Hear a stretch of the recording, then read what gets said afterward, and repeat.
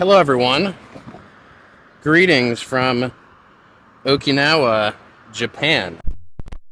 This is my first of 7 days and 7 nights here. I'm here with my beautiful girlfriend and her family, and I'm on the way to the gym, which is we're a little bit far out from a city, and we don't yet have a rental car, so everyone else was unwilling to walk an hour and 20 minutes to the gym, but because I'm committed, you know, here we are. And I figured it would be a perfect opportunity, this nice long walk, to film like some ranting stuff. And yeah, so Okinawa, pretty sweet place. Food has been amazing here. It is hot as balls. So if you see me sweating and potentially panting as I'm talking, just know that you would be doing the same. Okay, if you were in my shoes. So a couple topics have come up over the course of the last couple of videos. And let me just say, by the way, that I'm very grateful for all you who are watching and listening. It's been a really cool experience to put some more genuine long form stuff out and to see people have a positive response to it. So thanks everyone for who is watching and listening, and it's been really fun for me, so I'm going to keep doing it as long as you all keep liking it. Or, you know, even if no one watches, maybe I can send my mom some of these videos as a little bit of a travel video type thing. Cool application there. Okay. So anyway, thought I would answer or talk about a couple of different topics that have been coming up in comments. The first one was related to triceps, and specifically as it relates to triceps. When, by the way, we're talking about triceps, we're really talking about elbow. Like, we talk about muscles, and this is somewhat tangential, but I think will be helpful or useful for people, which is we talk about muscles because we have a muscle-focused lens. Muscles are what we see, muscles are what we care about developing, but especially if you're a coach or a personal trainer or anyone who's just interested in learning more about the body, I think we really should prioritize thinking about joints. So rather than thinking, what muscle groups am I training today and how can I go about best training them, I think a more informed perspective, a more useful perspective maybe, is one that says, what joints am I training and in what planes or what sort of positions am I training those joints? That's kind of how I like to think about things, and how over the course of, you know, the last however many years I've been really diving deeply into this stuff. That's probably the biggest perspective change for me.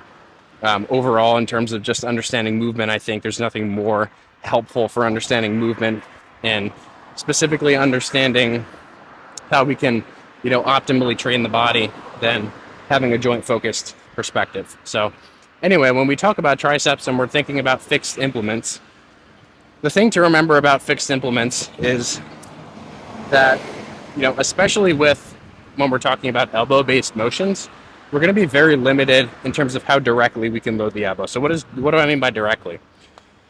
So I've talked about this a bunch, but if you think about, you know, how the elbows are meant to move, much like how the knees are meant to move, they only move in one direction. And, you know, our perception is that they maybe move in different directions because I can move my arm here and do this, but I can also move my arm in front of me and, you know, do extensions and curls that way. The problem with that confusion is that it leads a lot of people to believe that the elbow is this thing that, you know, can move in multiple directions. Just because the visual appearance of the forearm and the upper arm are different, people assume that, okay, you know, the elbow can kind of rotate differently, but it can't, right? In and of itself, it's just this hinge joint. You can kind of think about it like, it's almost like when you have a wrench and you're trying to unscrew or screw, I don't know if that's the proper term, wrench or unwrench something in. That wrench heavily encapsulates whatever bolt, and you sort of fit that wrench onto the bolt. And that's a really nice way to think about the elbow, because the elbow is much in the same way. You would never try to wrench something other than in the direction that you're trying to, you know, unscrew or screw the thing, right? So if you have a wrench over a bolt and you are trying to bend it the other way, meaning if this is the way that you are trying to move, you know, the wrench, and it's like you're putting forces in a direction that's perpendicular to that, that wouldn't make any sense. You would never do that, right? So Perhaps a more clear visual would be like if you were trying to screw or unscrew something and you're just sort of twisting your hand, there would be no reason to like apply a force this way or this way. You would just be twisting, right? So hopefully that visual makes sense to some degree. Maybe I'll, if that was confusing, I'll follow up on that if any of you have comments or questions about that. But again, this elbow, we think of as this wrench-like thing that encapsulates, the forearm. And as a consequence, we really need to load it in one direction. So what's the problem with fixed implements? Well, the problem with fixed implements is that inherently off of the bat, what you're doing is you're telling your elbow, hey, I can really only load you in this one direction. So what we're going to do is we're going to fix our hand to this thing. And as an arbitrary consequence of that, we're going to limit the ability to load you directly. And so when I say directly now, hopefully some of you can have a good idea of what that means. What it really means is we're going to load the elbow to some degree. Obviously, like, if you get down and you do a barbell skull crusher, it's not like, the indirectness of that loading is not going to actually create any sort of triceps fatigue or biceps fatigue. And everyone obviously feels that, right? So it's not as if the elbow isn't being loaded at all. But if you're doing a skull crusher and you're being smushed this way, there's some degree that your elbow is being pulled toward your face, which is right in this case where your elbow would want to move your hand. But there's a large part of that force that wants to rotate your hand backward, right? So if I'm holding a barbell and I'm doing a skull crusher like this, right, part of that wants to smush my elbow in the direction it's moving, which again is in and out. It's not forward and backward. And then some of that wants to move my hand forward and backward this way, right? And this is all shoulder rotation. So this is kind of goes to what I was speaking to earlier about the visual appearance of elbow motion. The forearm and the hand are moving when I do this, but the forearm and the hand are moving when I actually move the elbow, right? So it can be confusing, like which one is the elbow and which one is the shoulder. The one that moves the elbow is the one wherein the bones that comprise the elbow joint are pivoting around each other, right? And so if that's confusing, this is shoulder rotation, this is elbow motion. Shoulder rotation, elbow motion. And it can confuse people because both the forearm and the hand in both cases are moving, but what the joint articulating surfaces are doing is very, very different between those two, right? So shoulder thing, elbow thing. And so what a fixed implement skull crusher does is it forces us to move our arms in a plane that is a combination of this and of this. And when that happens, we not only load the elbow in a direction that it doesn't move, but as a consequence, we load the shoulder in a degree of shoulder rotation, which at the end of the day may create pain for you, may not. I've seen a lot of people do a lot of really stupid things and not get any sort of, discomfort that I would expect them to get. So I can't really say like, okay, this will be a causation in this, in this or this case.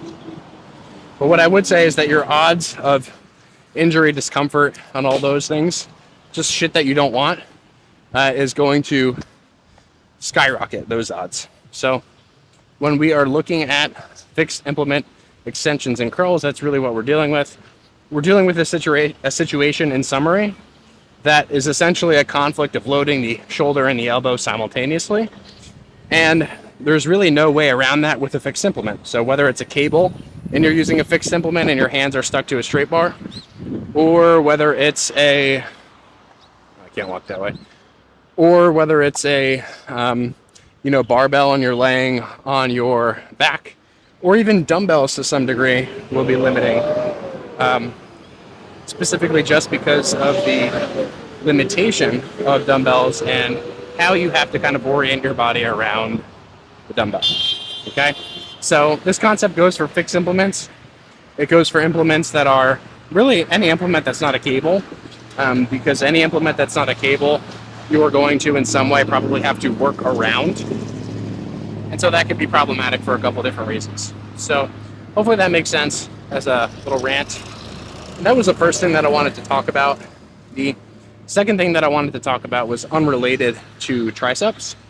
And that was more so in relationship to this concept of what I was talking about the other day with training ecosystems. So a couple of questions or comments that were made as a consequence of that little rant, which was basically just a rant about, me talking about how you should match calorie strategies to training strategies, and how when you are, using higher volumes, it's probably a good idea to eat more calories, and vice versa. If you're doing lower volumes, it's probably a better idea to do or to eat less calories, fewer calories.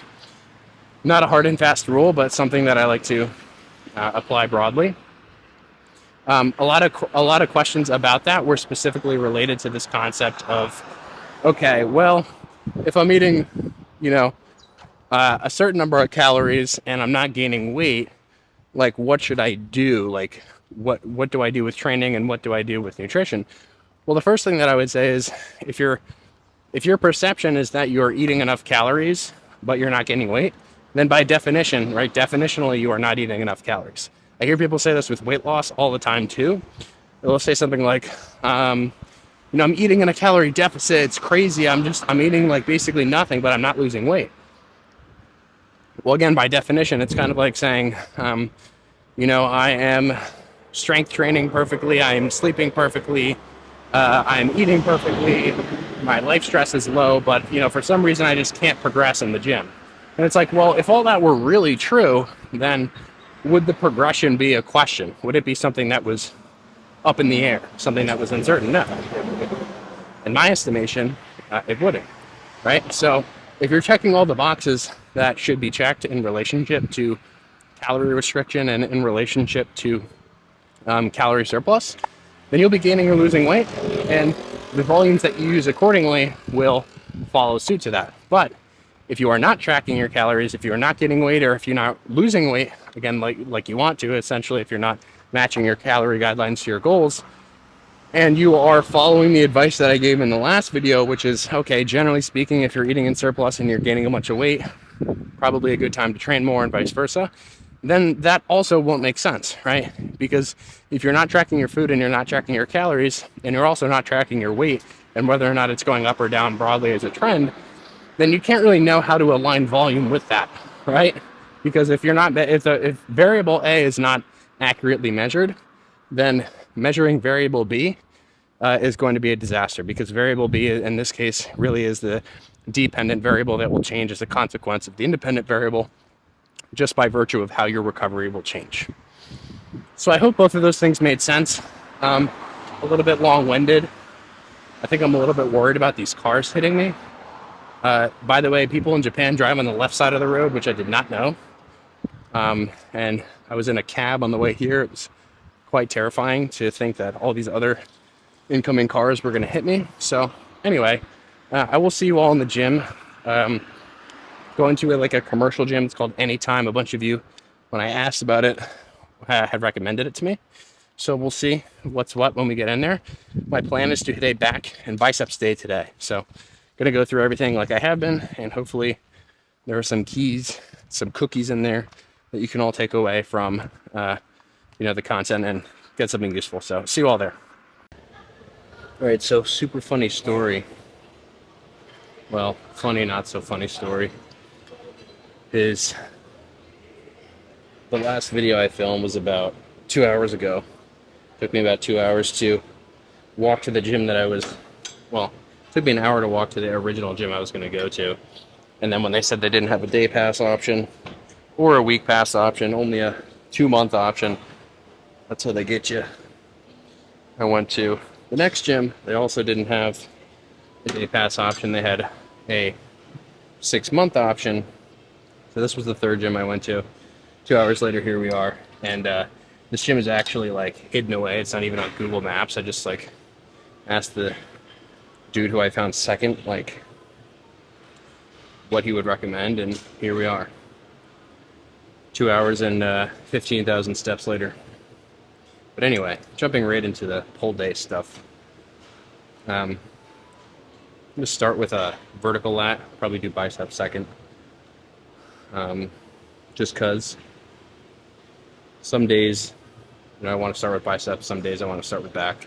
Today I was drawn to the cable stack for lats first. So if you saw my first long form video, these are loop straps. I'm basically just looping them around the handle here as a little bit of a jerry-rigged implement. These things are figure eights basically that you can just wrap around stuff. So this will be a vertical pull down. This is the full stack. Unfortunately, there is no more weight. This is a 2-to-1 pulley system, which means that essentially the weight at the bottom is half of what it actually is. So if any of you have ever seen one of those weight stacks where you're like, oh my God, why do I feel so strong today? It's all just a matter of force division between cables. Sorry to disappoint, but this will be plenty. Just gonna hop right into things. I think a really important thing to note here is notice that I'm not really touching that much stuff. I'm only really touching this one little peg thing with my left hand. And that's because you really only need as much support as you need. And as long as you're not getting pulled out of position, it's fine.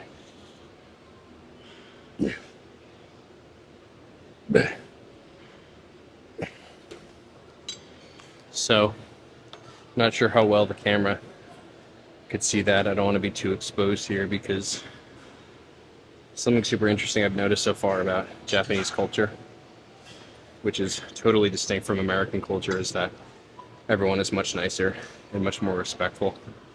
So I'm not sure if filming is even allowed, but here we are trying to sneak it in. So I was shoving against this thing over here for my restraint.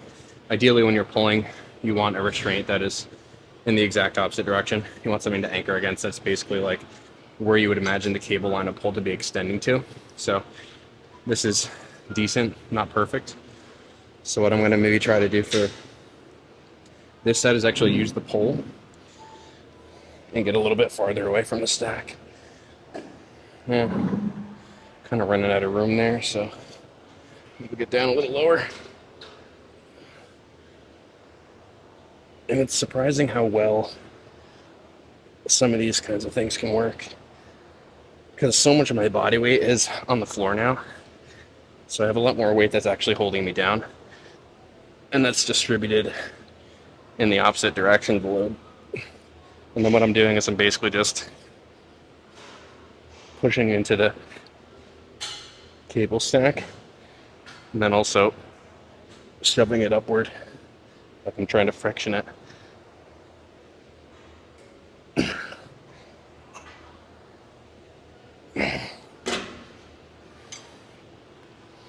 So, something else to note there maybe is, again, that concept of just finding stability and finding somewhere to anchor yourself. There's always a way. Sometimes you just got to get a little bit more creative than other times. So, single arm pulling and extending and all that stuff, by the way, shouldn't really take longer than doing it two arms, because as long as you're at least somewhat in shape, you don't need that much rest between arms, and part of your rest for one arm is the working set for another. So what I mean by that is basically like, if I'm training my right arm right now, my left arm is resting. So I don't need to rest the same amount that I would for two arms because they recover at exactly the same rate, right? So I'm going to do this one again, get real low, friction myself up against that cable stack.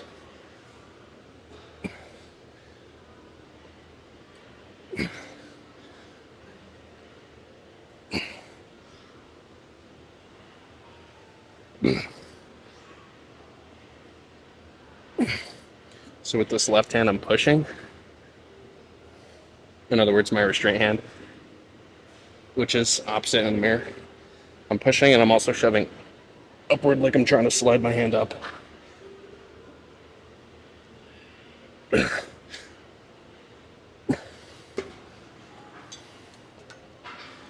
So, if you can imagine this opposite hand here, if the load is pulling my working hand vertically, I want a vertical resistance. So I'm centered sort of down on the floor, I'm sitting on the floor.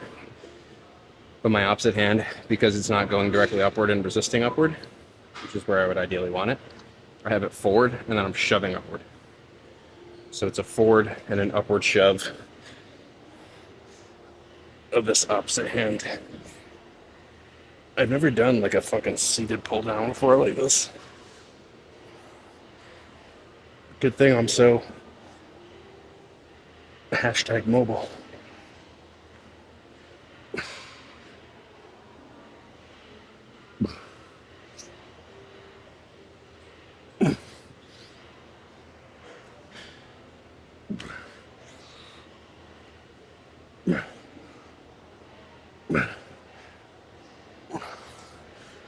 Just bang those partials out. It's going to be really awkward if none of these sets are in the frame. Hopefully they are. So, also here I stick out like a sore thumb, like the only American looking person in here. Because I'm pretty deep on an island in Japan. It's called Okinawa. If any of you have ever been to or heard of it. It's a pretty, in terms of where I am, pretty remote area, so pretty much everyone here is a local, apart from yours truly. So I'm getting some weird fucking looks. Especially because I'm talking to myself as I'm doing my weird on-the-ground anchored pull-downs.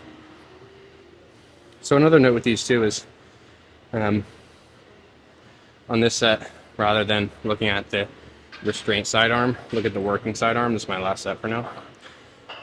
And whenever I'm turned into the working arm, even when I'm not, when my hand gets higher up, like here, I like to turn my palm away from me. And then when I pull, I like to turn my palm toward me.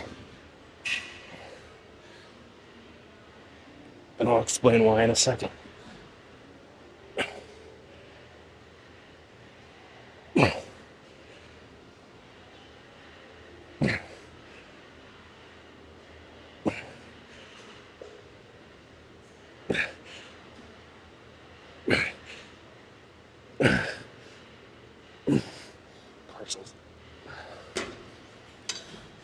So after you cap out that full range and your arm can't bend anymore, just do the scapular motion. So I'm just kind of cueing armpit to pocket there. It's a cue that I like for lats in general, is drive the armpit to the pocket. Whether it's a more horizontal motion or a more vertical motion, armpit to pocket. Can't beat that as a lat cue. But anyway, in terms of the hand thing, as you move into elbow extension or elbow straightening, even though technically speaking, rotation of the forearm from a muscle standpoint doesn't really have much influence in terms of the connection between triceps and forearm, but biceps and forearm are obviously closely linked, the biceps being a supinator. So when you are in a more elbow bent position, i.e. at the bottom of a pull down, you're going to be better off with the palm toward the face to match those mechanics. And then when you're in the top position of a pull down, i.e.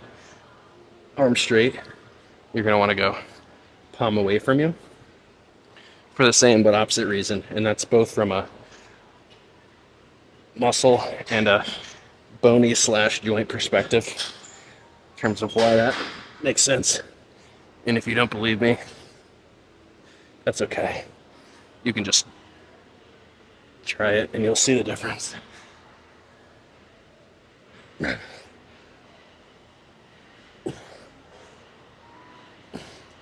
So this is what I mean by the depression.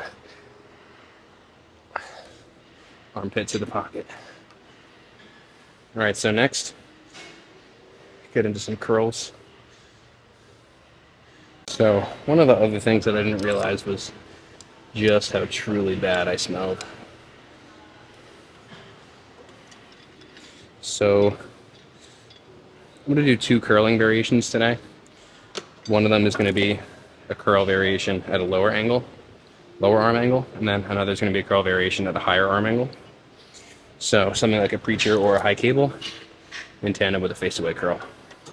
And again, like I said, I have no plan insofar as how I'm going to anchor this. So let's just look for something to touch. And there you go. Like a glove.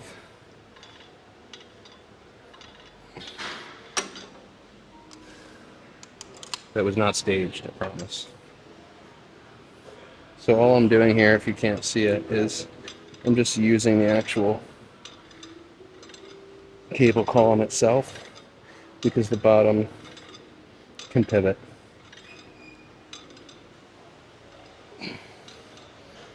So just a couple warm-ups here.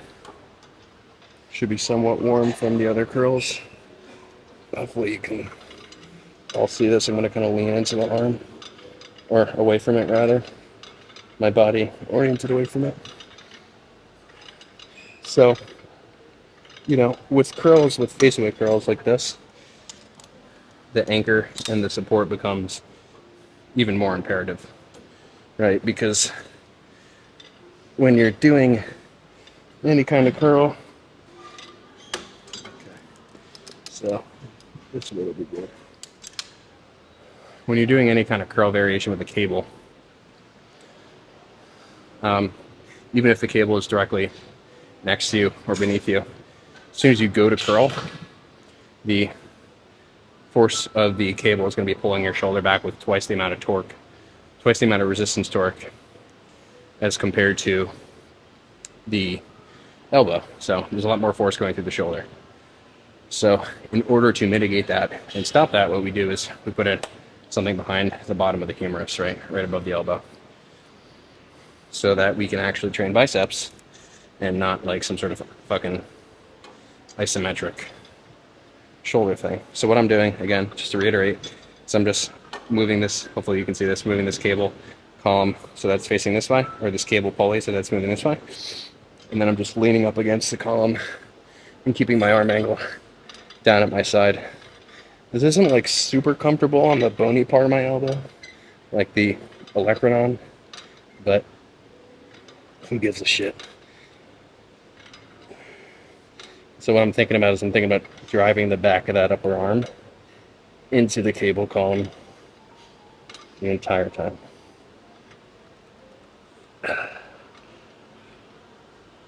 Just going straight to failure, take it to the house. If I have a block behind the elbow here, if I only think about pulling into it with my arm, it's going to be a lot more effort, just in a sort of a different kind of a way than if I were to find another way to anchor that bone into whatever I'm, shoving into. So for example, instead of just shoving my arm into this, you notice I'm actually leaning, right? So I can basically use my body weight in a kind of passive way so that I don't end up just essentially recreating the issue that I'm trying to solve in the first place, if that makes sense. Right? So the issue that you solve initially with the restraint stuff is you solve the problem of having to stabilize the joint from, the consequences of the exercise that you don't want to be dealing with. So in this case, shoulder forces being mitigated by me pushing into this. But what we don't want to do is we don't want to create so much energy, or rather, we don't want to use so much energy trying to shove ourselves into it that we downregulate output again for the opposite reason, right? Because the reason we use the anchor is so we don't have to resist the load of the cable at the shoulder. And so we want to keep it mostly like a passive thing from, an effort standpoint. So hopefully that makes sense. I don't know if that makes sense. But if that didn't make sense, in summary, I gotta drop the weight on this. If that didn't make sense, in summary, use other parts of your body that are not involved in the exercise to make it easier to do the exercise. And when I say easier, I just mean more precise. When I say easier, I mean it's easier to train the skill of the motion.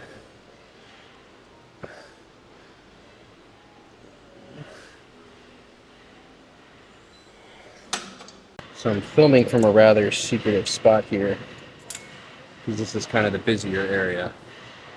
I'm not sure if you're supposed to film, but anyway, this is a chest-supported row machine. Obviously, this is a Cybex machine. A couple of huge pointers here. The foot placement is something that has hindered people's performance on this exercise more than improved it, because what a lot of people assume when they have this footrest is, oh, I need to push into it. But what that does is it actually pulls you away from the chest pad. So if anything, let your feet relax, and you can put them even a little bit behind you and use them to drive yourself not away from the chest pad, but into the chest pad, right? Because every inch of force that you put into the chest pad is going to be another inch of that handle that you're directly pulling into. So this is going to be a pretty lat focused row, just because of how narrow it is. So this is pull number 2. And the more fatigued you get, the more you shove into the pad.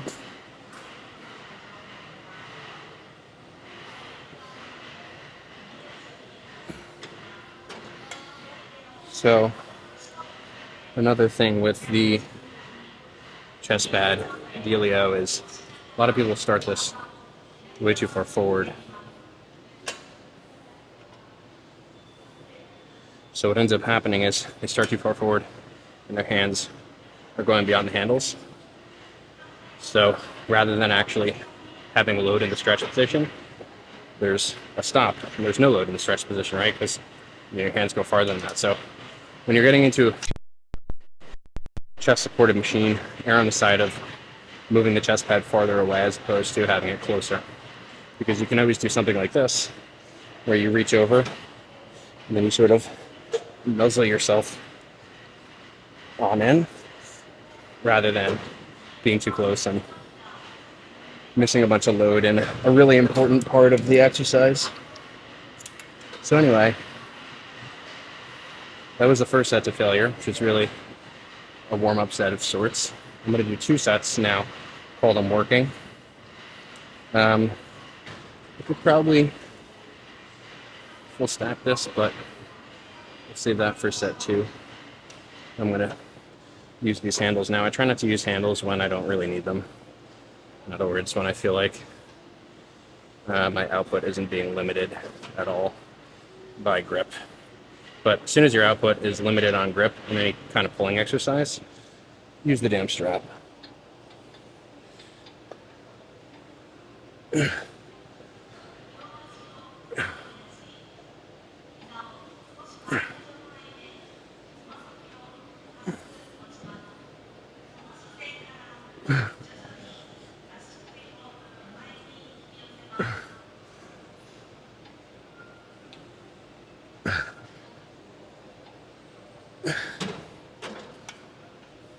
So we're going to go full stack for the last set. Take a second here. Another consideration to make, huge consideration to make, is essentially just the direction that the handles are moving on any machine. Because the direction that the handles are moving is going to significantly, I don't want to say limit might not be the best word, but guide you. Right? Because if these handles are moving downward and I am trying to pull upward, that's going to be a lot of things that I don't want out of that pulling motion. Right? Just imagine, like, if the handles are going downward but my hands are too high, I'm essentially going to be doing a curl as I pull. Right, so that's why a lot of people end up feeling a lot of biceps and elbow flexors. It's like, oh, do you really lack a mind muscle connection to your lats and your back? Or are you just setting the exercise up incorrectly? Because I've never worked with anyone who said that they felt too much biceps in a row and not been able to fix it almost immediately with just some technique adjustments. So rather than blaming your brain, blame yourself for not setting up an exercise correctly. All right, full stack. A little bit of momentum-based intent here. Really cap out that stretch range.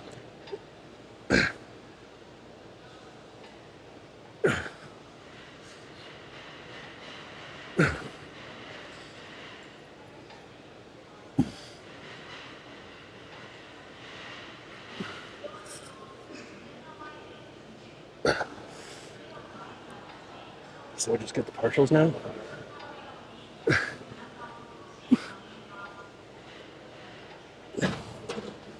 So another exercise, another sneaky setup. Camera is underneath of a bike right now. And we're gonna hit some preachers. So if you saw one of my recent videos, the last time I did biceps was on a preacher, but it was on a machine that had a fixed handle. This is free moving to a large degree, meaning that you can rotate the handle, meaning that if you have the option between a free moving handle and a not free moving handle, pick the option with the free moving handle if it's stable enough. Some of these machines that have the free motion handles are like, the handles are like slippery and they rotate in weird directions when you don't have it perfectly lined, but Cybex makes a really good preacher curl. At least as far as I can tell. So far. So, as you can tell, I'm just kind of hopping right into these. And I'm not going to go over the entire setup again because I did that last time, but in summary, we basically just want to have our elbows, making sure that we move them straight forward and backward, right? We don't want to be set up like this or like this. We want our elbows to be moving perpendicular to the pad. And in addition, our points of contact and our references for anchors are the bottom side of the arm, smooshing down as I start to curl, and this opposite hand, which is pushing into the pad the whole time, right? Because essentially smooshing the backside of my arm down holds me in place in the bottom, but that doesn't help me very much in the top. The thing that will help me in the top is when I get to the top of the curl. I need to use this opposite hand, my left hand in this case, to push into the pad forward. And that's because the low direction is pulling me forward.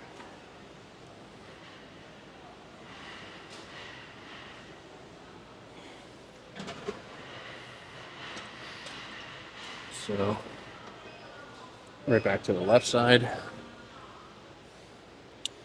Another thing that you'll notice is my warm-ups are very short. And when I start the video, that is the start of my workout and my warm-up. If you need 10 different mobility exercises and stretches before you start to do a fucking cable curl, then you got some issues you got to work out. The best warm-up is the exercise that you're doing. Why would it need to be any other way? I'll tell you why. It would need to be another way if that exercise sucked for you. If it wasn't set up well, if you weren't executing it correctly, if it wasn't controlled. Like, if you really think about it, think about how silly the concept of an activation exercise is. Like, oh, I need to do this other thing before I do this thing that I'm supposed to be activating my muscle with. Oh, I'm going to do 10 glute activation exercises before I train glutes. Don't you think that like the actual thing that you're doing should be the thing that's activating your glutes? And the same thing goes for every single muscle group. Doesn't matter what it is. Your muscles are not on and off switches. They just respond to force. So choose the correct forces and the correct restraints for those forces, and you got yourself a good deal. So for a useful takeaway there, rather than just emotionally venting, what I would say is when you're doing your warm-ups, just start with a weight that's light with the exercise that you're doing.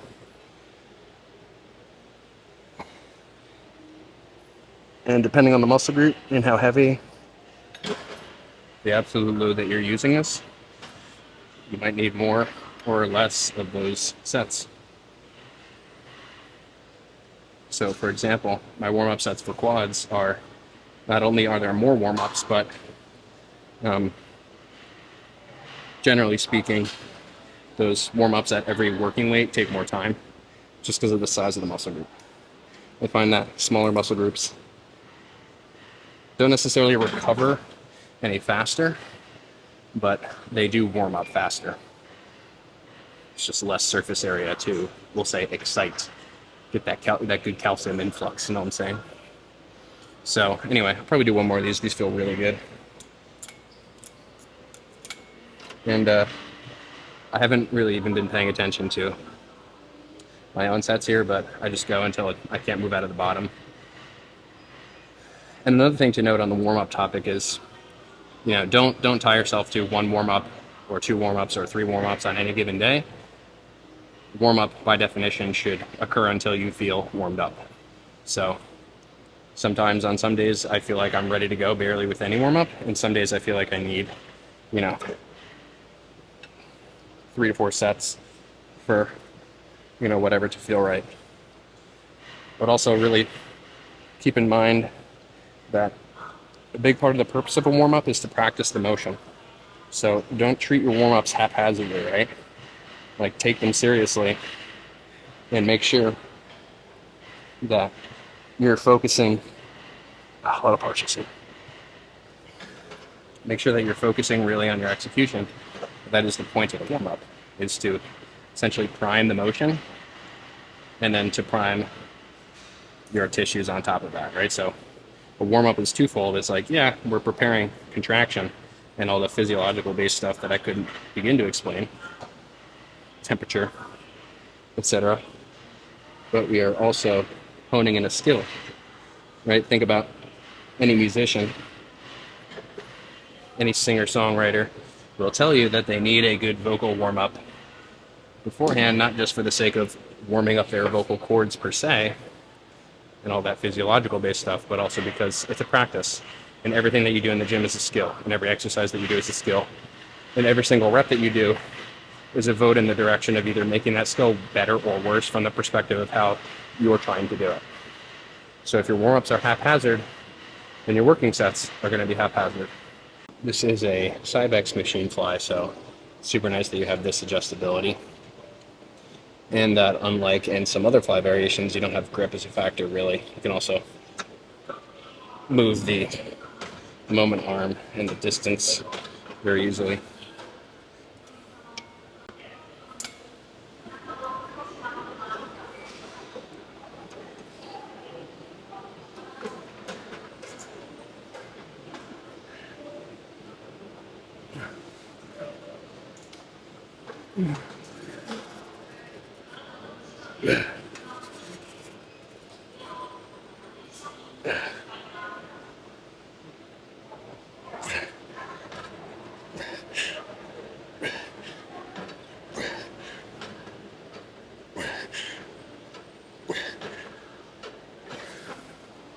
So something to consider, two main things to consider on reverse flies, especially on a machine where to some degree there's a constraint on where you can move your arms.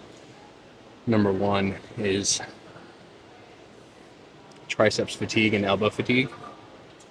So the farther away this load is from here, the more my elbow is going to be loaded. So something else sometimes do is actually grab the machine here so that my elbows are not loaded very much, which feels totally awesome. If any of you have had shoulder issues with reverse flies, give us a try.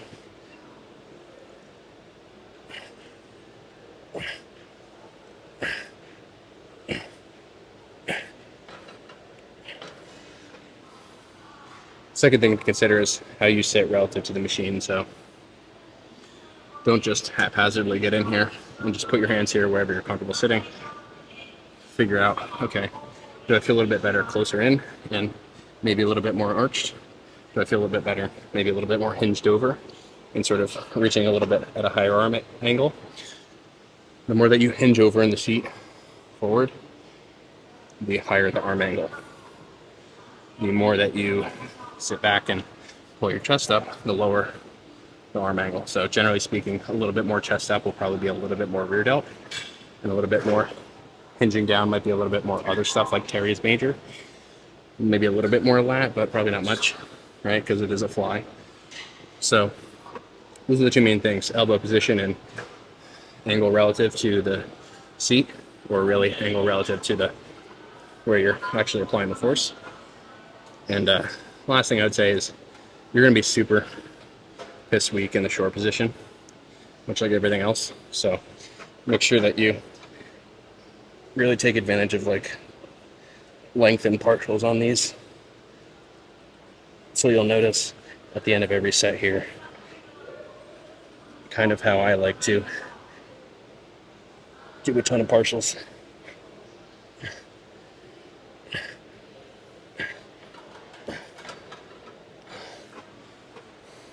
The cool thing about the elbow placement is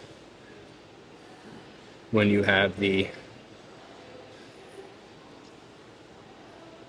direction of the loading closer to the elbow, you not only actually get pretty much no tricep fatigue, but you also will decrease the amount of shear loading on the shoulder, which, you know, shear force is not inherently this thing that is dangerous. It's a part of all normal joint mechanics, and I mean every single joint, anytime it moves. Shear is something that's normal and necessary, but for many people it can be problematic if they already have pre-existing issues or just, you know, joint structure that doesn't align particularly well with the constraints of a machine. So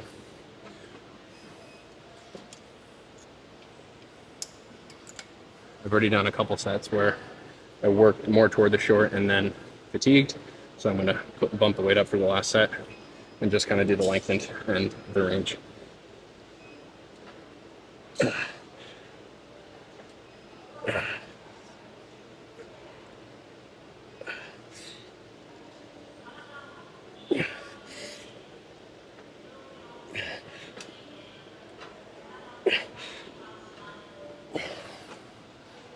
Oof.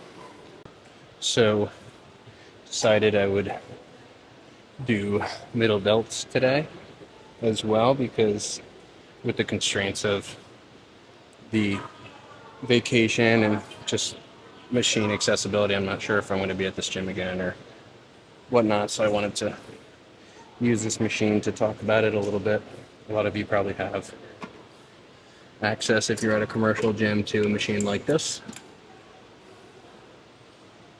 And a couple things to go over. So almost no one is going to be totally comfortable sitting straight up and going out to the sides unless they're doing, you know, some kind of super lengthened partial. And I say almost no one because obviously there are exceptions, but I find that a majority of people are pretty comfortable just sitting slightly back, leaning slightly forward, so that the arms end up slightly in front of the body. And then just kind of using that range that, again, is slightly out in front, rather than directly smushing the arms into the sides. Because you also have to consider the fact that you're going to lose some ability to stabilize the joint whenever your arms are getting smushed into your body. It's just kind of a feedback mechanism type thing I found. In terms of whenever you find that muscles, and obviously fat falls into this category too, but whenever you find that any kind of tissue is being smushed as a product of being shoved into a position, that tissue, again, if it is really getting compressed, is not going to have as good of an ability to actually stabilize the joint, right? Makes sense. It's actually kind of funny too, as instructions here on the machine, this gym actually has put pictures up, pretty cool, on how to like do the exercises. They're not always super appropriate for what the goals of the machine should be, but this one is essentially telling people to stop around 90 degrees. And the reason people are doing that is, or the reason that's a message, is likely because that's where you're going to get basically middle delt up into. Especially with this kind of machine, it's like you're just going to get fucking crushed by traps trying to get too high with this motion, especially if you are not adjusting your body particularly well to the machine. So again, I encourage just a slight lean, and then just that sort of bottom half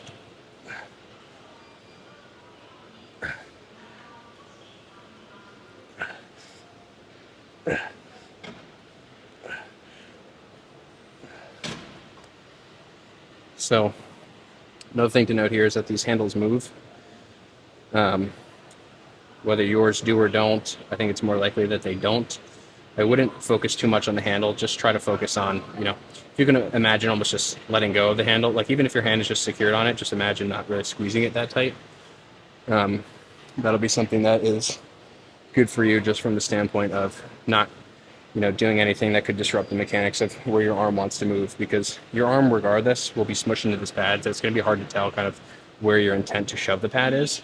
But you want your intent to shove the pad to be exactly in the way that the pad is supposed to move, right? The pad is not angled on these, it's directly out to the side and it arcs. So you need to kind of have that intent to move outward and then move upward, rather than just squeezing the handles and just fucking throwing whatever you can at it. Because a lot of times when you start to do weird things with the handles, you'll start to internally and externally rotate unconsciously. In this case, usually internally rotate, which can create some, we'll call it co-contraction, confusion for your brain. How's that for a coined term? Co-contraction confusion of the brain. When you start to try to pair multiple planes of motion with one direction of resistance. Someone write that down. Cue the SpongeBob meme of someone writing that down. So again, I got a loose grip on the handle. Grip in, rip it out.